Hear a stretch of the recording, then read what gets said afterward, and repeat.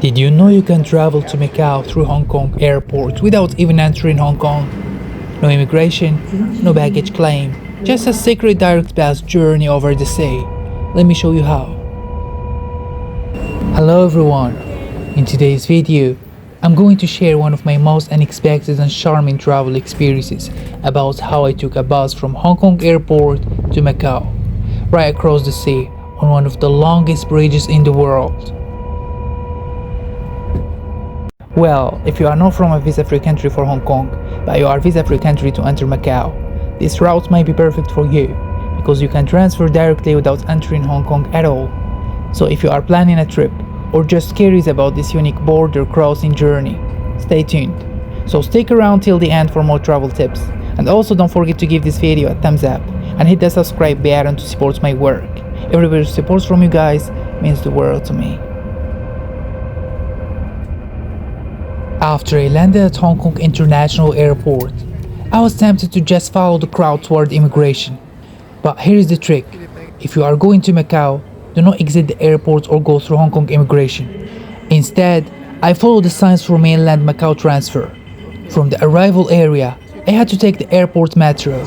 It's a short internal train ride to get to transfer area A2, where the coach transfer desk is located. It's kind of hidden, but airport staff can easily point you in the right direction. There, I found the coach transfer desk. The staff were super helpful. They even arranged for my checked luggage to be transferred directly. Once I gave them my flight and baggage details, they handed me 2 stickers, one to stick on my t-shirt, basically a transit pass, and the other went directly on my checked suitcase. That way, they could handle my luggage behind the scenes and make sure it was loaded onto the right coach. Once I had my ticket, I was guided to a special airport shuttle train, like a mini metro inside the airport that connects the main terminal to the Sky Pier area. From there, we were taken to the HCMB Hong Kong port, where the buses to Macau depart.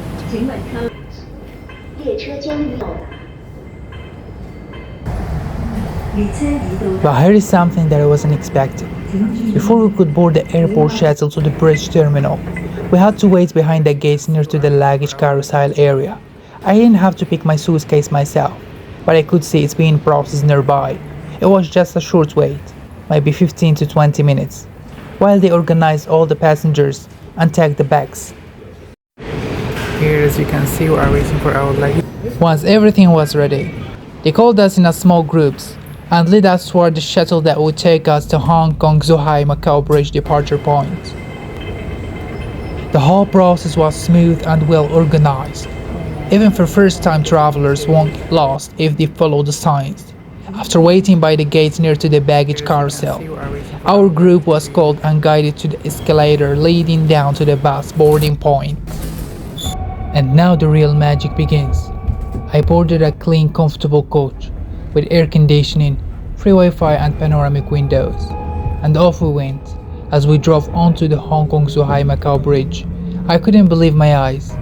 The entire route is built over the sea. You are literally floating above the ocean, with nothing but the blue water and sky on both sides.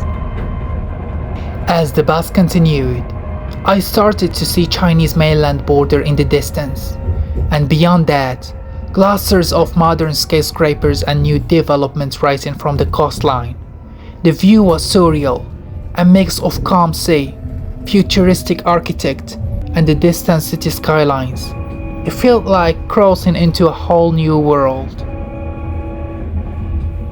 The ride took around 45 minutes to an hour, and before I knew it, I was at Macau port, ready to begin my next adventure. Once we arrived at the Macau port, it was time to go through immigration. Everything was clearly marked, and the process was quick and efficient. What immediately caught my attention were all the Portuguese signs along Chinese. A little reminder that Macau was once a Portuguese colony, known for its unique blend of cultures. After I cleared immigration, I noticed that Macau immigration doesn't stamp your passport. Instead, they place a small sticker inside. A friendly reminder. Make sure not to lose it, guys, because you will need it to check in into hotels and even when you leave Macau. After that, I collected my luggage and headed to the shuttle pickup point to catch the transfer to my hotel. Once I stepped outside, I could already feel the difference. The architecture, the language, the atmosphere. Everything felt like a mix of East and West. And just like that, I had officially arrived in Macau, ready to explore its charming streets and world-famous landmarks. All in all, I hope this video was helpful and that I was able to share all the useful info you need for your best visit to Macau. And don't forget to subscribe and hit that like button to support my work. Thank you so much for watching, and I'll see you in the next video, part 2 of my Macau adventure.